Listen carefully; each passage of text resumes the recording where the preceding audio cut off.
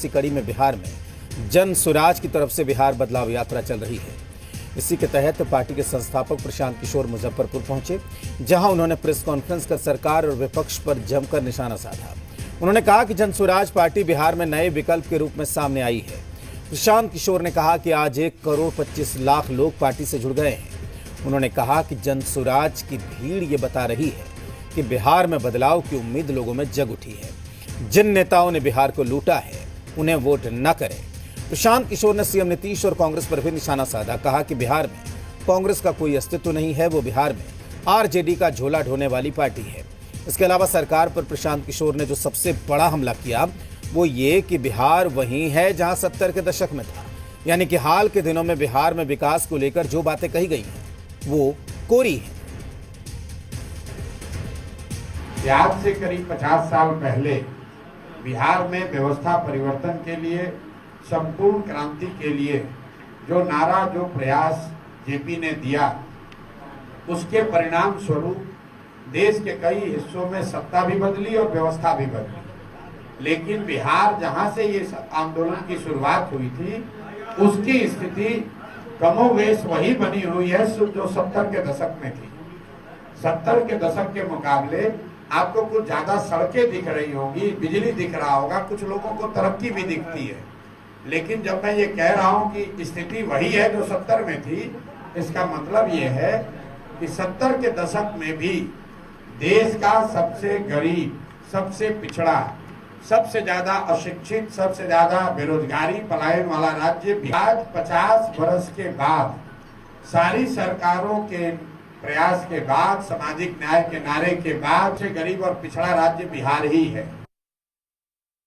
जन स्वराज परिवार की संख्या करीब करीब 1,25,00,000 के आसपास है।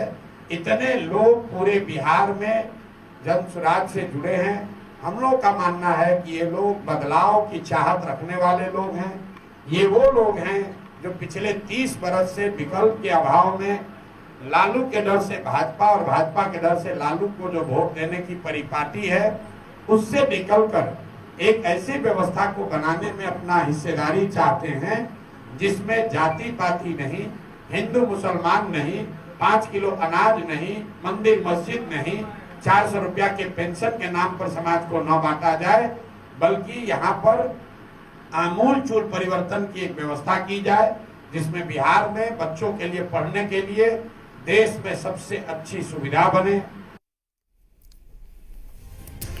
तो प्रशांत किशोर लगातार हमलावर हैं बिहार सरकार के ऊपर, बिहार की तमाम पार्टियों के ऊपर, और जन स्वराज पार्टी बदलाव यात्रा बिहार में चला रही है इस भारी गर्मी में, और लोगों का भी भारी समर्थन यहां पर मिल रहा है। लेकिन आज उनका जो बयान सामने आया है मुजफ्फरपुर में प्रेस कॉन्फ्रेंस को लेकर, उन्होंने कहा कि बिहार वहीं खड़ा है जहां 70 के दशक में था, यानी कि सारी पार्टियों को एक साथ वो घेर रहे हैं जिन्होंने 70 के दशक से लेकर आज तक बिहार में राज किया है। आज इसी पर बात करेंगे। हमारे साथ राहुल आनंद जुड़े हुए हैं, बिहार बीजेपी के प्रवक्ता हैं। राहुल जी, आपका बहुत स्वागत है हमारे कार्यक्रम में। हमारे साथ अरुण यादव जी हैं। अरुण जी, आपका बहुत स्वागत है हमारे कार्यक्रम में। अरविंद निषाद हैं, जेडीयू के प्रवक्ता हैं। अरविंद जी, आपका भी बहुत स्वागत है। और अमित विक्रम हैं, जन स्वराज के प्रवक्ता हैं। अमित जी, आपका भी बहुत स्वागत है।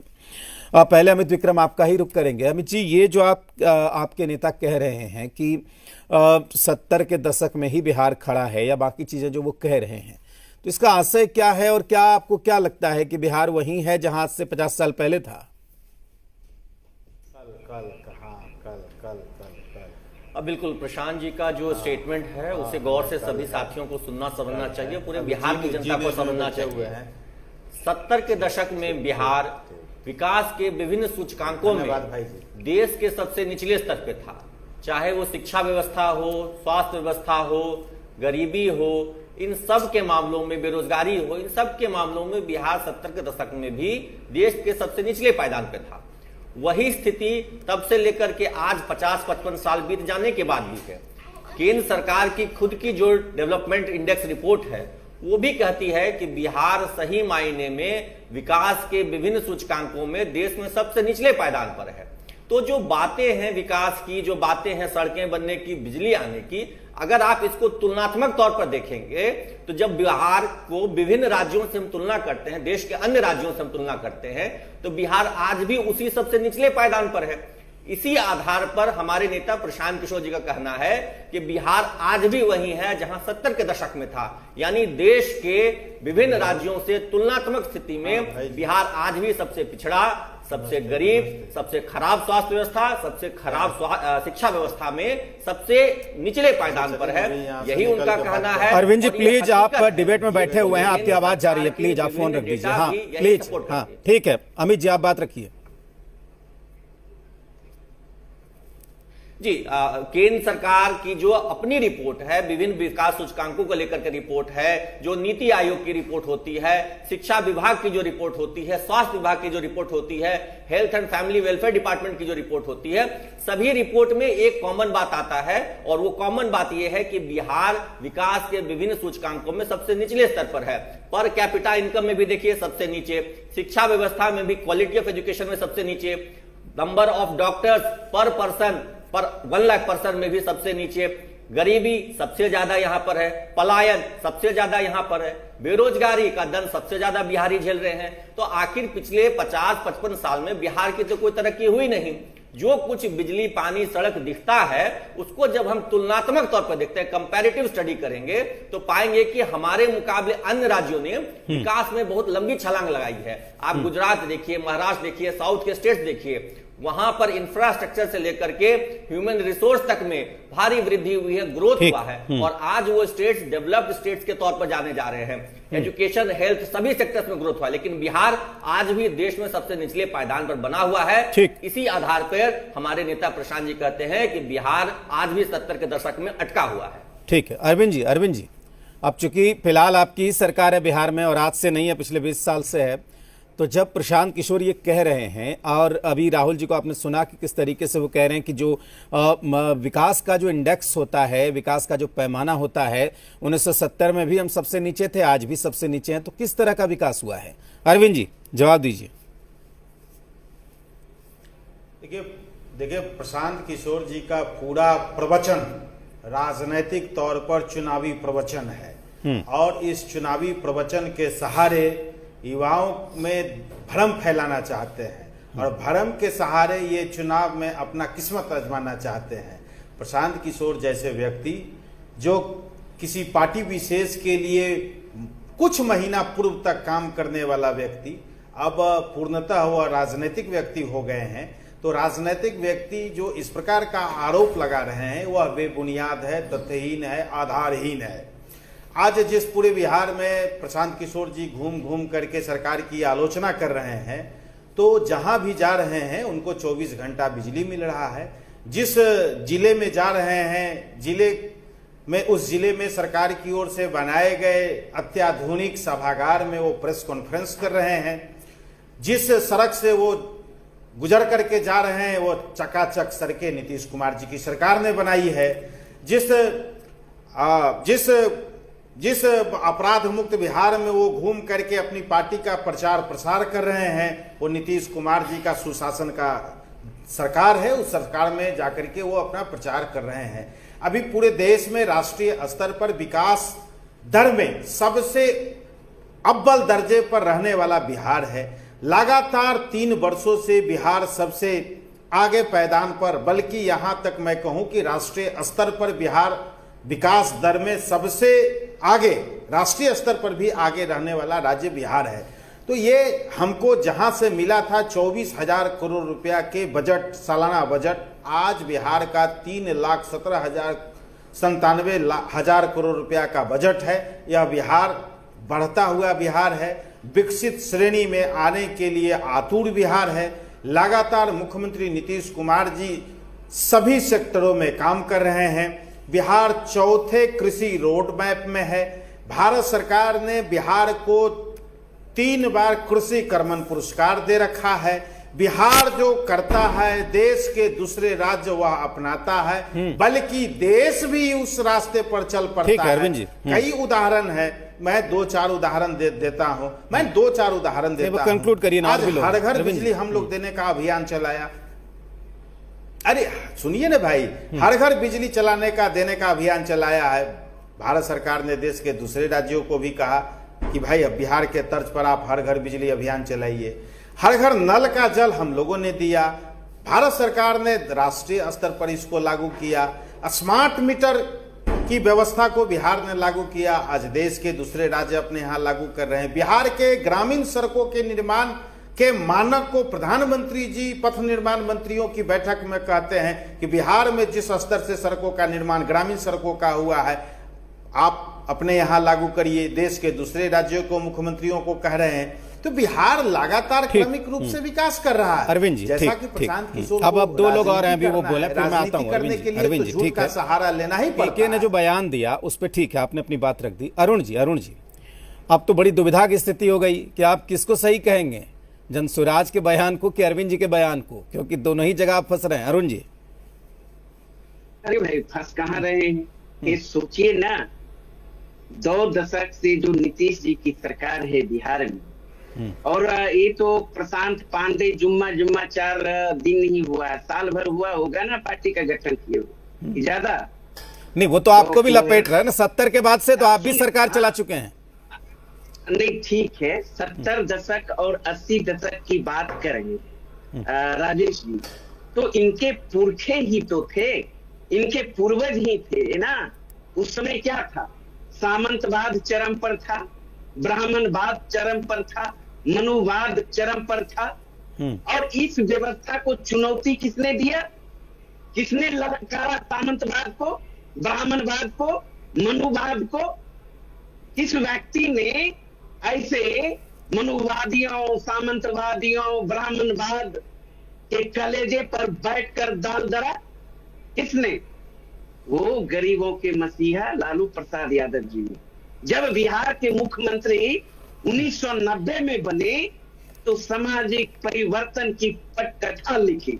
ये उनको शर्म आता है बोलने में क्या प्रशांत पांडे को? अपने पूर्वजों के इतिहास को बोलने में क्यों लज्जा आती?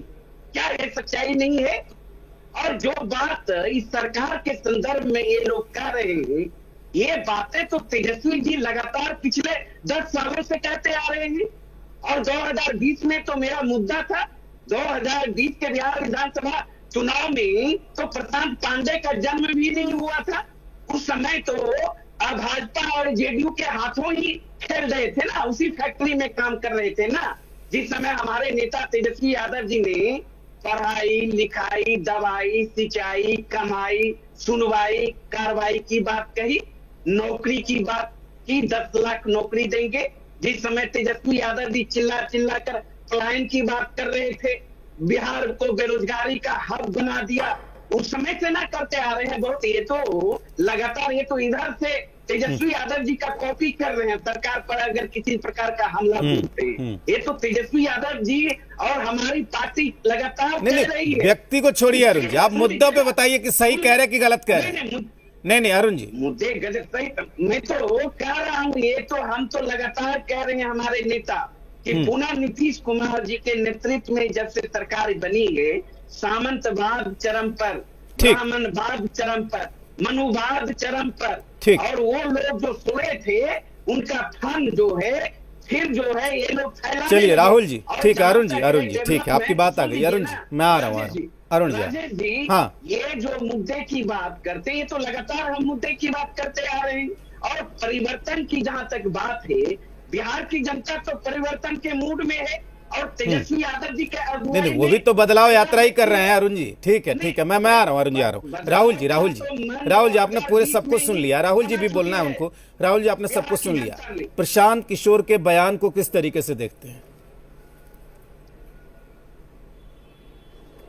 राजेश जी, अगर प्रशांत किशोर जी के संदर्भ में कुछ बात अगर कहा जाए तो ये कहना सही होगा कि मेरा सुंदर सपना टूट रहा, बेदर्द जमाना जीत रहा, मैं मुख्यमंत्री बनने के चक्कर में अपना सब कुछ भूल रहा। देखिए मैंने क्यों इस बात को कहा, मैंने इसलिए आपको इस बात को कहा क्योंकि आज 3 वर्ष पहले प्रशांत किशोर जी को देखा जाए और अब देखा जाए तो दोनों बड़ा ही अंतर है। सबसे पहले तो कितना परिवर्तन आया है ये देख लीजिए। बाल बड़े बड़े हैं, दाढ़ियां नहीं बना पाते हैं और दिन भर भारतीय जनता पार्टी एनडीए की सरकार को कोसते रहते हैं।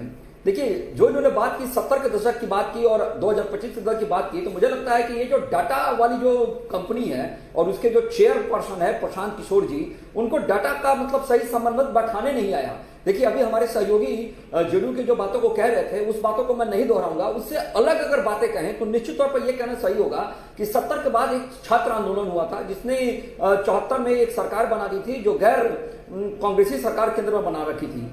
लेकिन फिर भी अगर तथ्यों की बात अगर हम करें तो ये बताएंगे कि जितने भी नेता निकले हैं, चाहे वो लालू प्रसाद यादव जी हो, चाहे नीतीश कुमार जी हो, चाहे वो हमारे स्वर्गीय सुशील मोदी जी रहे हो, ये लोग छात्र आंदोलन के ही नेतृत्व से निकले हुए नेता हैं। लेकिन यहां समझने वाली बात यह है कि किसने क्या किया। एक ने जंगल राज को जन्म दिया, दूसरे ने क्या किया, उस पर बात करते हैं। देखिए, अगर 71 की बात करें साक्षरता की, तो लगभग 23% थी, आज 2025 में लगभग 80% है। पुरुष साक्षरता की बात करें 71 में तो 36% थी, आज 84% है। महिला साक्षरता की बात करें वो 10% थी, आज 74% है। अगर शिक्षक उपलब्धता की बात करें तो बहुत सीमित थी, आज लगभग 1.2 लाख से अधिक शिक्षक हमारे पास हैं। अगर शैक्षिक मानक की बात करें तो कमजोर शिक्षक डाटा था, आज हमारे यहाँ बीएड सीटेट में लगभग 96% पास व्यक्ति काम कर रहे हैं।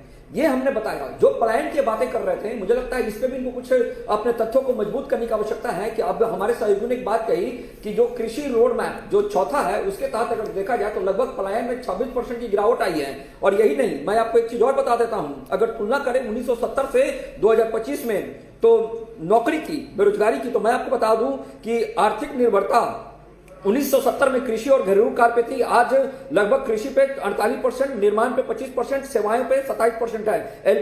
LFPR की अगर बात करें श्रम भागीदारी, तो उस समय अज्ञात हुआ करता था, आज लगभग 51% है। बेरोजगारी दर की बात करें तो उस समय कोई प्रमाण नहीं था, आज प्रमाण है हमारे पास, लगभग 5% के आसपास हमारे यहाँ बेरोजगारी दर है। अगर बात करें स्वरोजगार की, बस खत्म कर रहा हूं, पुरुष के पास 61% है, महिलाओं के पास 83% स्वरोजगार है। देखिए, बातों बनाने से प्रशांत किशोर जी नेता नहीं बनेंगे। ये जो बातों को कह रहे हैं कि हम आएंगे तो हम क्या परिवर्तन लाएंगे, हमें बताएं।